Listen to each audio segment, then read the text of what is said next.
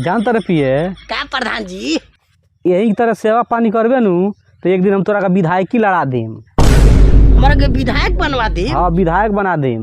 ए प्रधान जी रहुआ तो अभी गांव के प्रधान बनी, हमारा के केंगा विधायक बना दिम जी। बागपुर बकही का अब हम मुख्यमंत्री बने वाला बानी।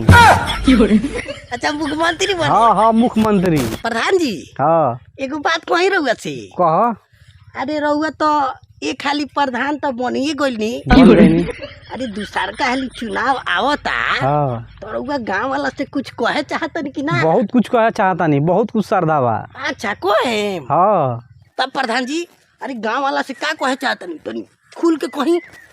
अरे गांव वाला सब ये कहे चाहता नहीं कि ये खाली जीता नहीं तो 4 ताला घर बनवा लेहनी, टाइल्स लगवा लेहनी, घर में एसी लगवा लेहनी, आरो के टंकियो लगवा लेहनी। बस अब हम हाथ जोड़ के जनता से ये कहल चाहता नहीं ये खाली हमरा का और प्रधान बना दलो कि हम चरपहिया ले ली। चरपहिया का हमरा बहुत शौक बा।